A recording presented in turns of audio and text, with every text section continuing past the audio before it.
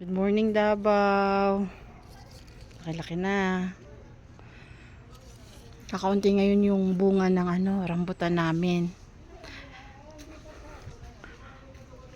Meron pa dong konti. Tapos ito yung nakuha ko ngayon dito. Konting rambutan, isang papaya, tsaka konting sitaw. Dalawa sitaw. Dito ako kumukuha ng sitaw. Meron pa siyang maliliit. Oh. 2 puno lang yan. Ayun o. Tsaka yung kabila nandun. Pero marami na kaming nakuha dyan na sitaw. Kaya ayan. May konti akong nakuha. Yan. Ito yung nakuha ko. Ilang beses na kami nakakakuha niyan.